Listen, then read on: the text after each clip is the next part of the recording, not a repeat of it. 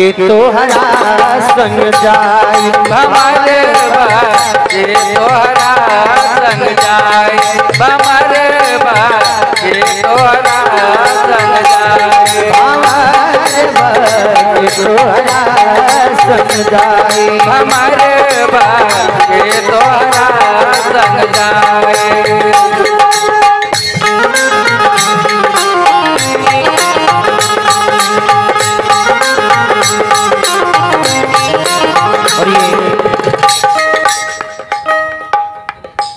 विनय जी की माता जी हैं जिन माई की ओर से 21 रुपए का दान आया है। और ये अवध किशोर और राज किशोर के माता जी हैं जिन माई की ओर से 51 रुपए का दान आया है। माई के चरणों में करोटी बार प्रणाम है। अब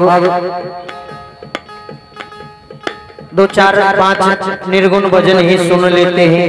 नए कहानी को इसी जगह हम विराम दे देते हैं कि तोहरा संग जाए हमारे बाजे तोहरा संग जाए हमारे बाजे तोहरा संग जाए।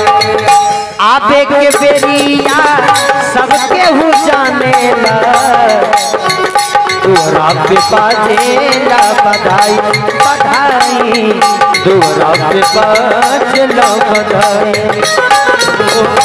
आबे के बेरिया सबके हु जानेला तोहरा पे बाजेला बधाई बधाई तोहरा पे बाजेला बधाई। आबे के बेरिया सबके हु जानेला तोहरा पे बाजेला बधाई। अभी का जो युग है वो इंटरनेट का युग हो गया है, नहीं कंप्यूटर का युग हो गया है। बच्चा जब माँ के गर्भ में रहता है तो अल्ट्रासाउंड के माध्यम से पता चल जाता है कि बच्चा कब जन्म लेगा, नहीं किस महीना जन्म लेगा, लड़का है या लड़की है। लेकिन अभी तक कोई भी वैज्ञानिक एक बात को सर्च नहीं कर पाया है। वो चीज क्या है? जाई के बेरिया के भुना जाने जाई के बेरिया के भुना जाने जाई के बेरिया के भुना जाने जाई के बेरिया के भुना जाने हंस अकेले चली जाई हमरे बात के तोहरा संग जाई हमारे बाजे तोहरा संग जाए हमारे बागे तोहरा संग जाई हमारे बाजे तोहरा संग जाए।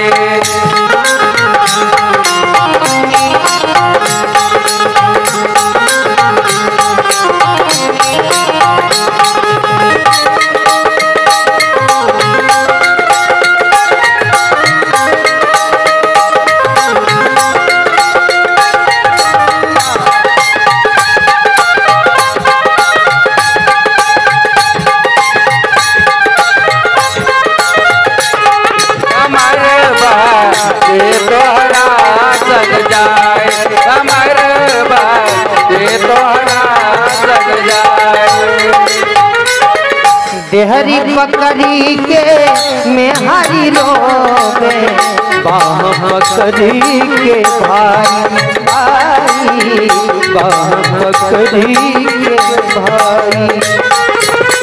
देहरी पकड़ी के मेहरी रोवेला बाह पकड़े के भाई ओ भाई बाह पकड़े के भाई। बीची आगा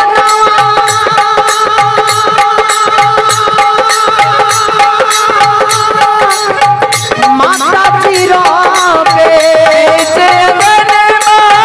माता जी रोवे बबुआ के होते लागी जाई हमारे के तोहरा संग जाई हमारे बाजे तोहरा संग जाए हमारे बाजे तोहरा कहत कबीर सुनो भाई साधो सदगुरु चरण में जाए सदगुरु चरण में जाए। कहत कबीरा सुनो भाई साधो सतगुरु चरण में जाए हो जाए सतगुरु चरण में जाए। जो यहाँ पद का अर्थ लगई है जो यही पद का अर्थ लगई है जगत पार हो जाई हमरे बा के तोहरा संग जाए हमारे बा के तोहरा संग जाए हमारे बा के तोहरा संग जाए हमारे बा के तोहरा संग जाए हमारे बा के तोहरा संग जाए।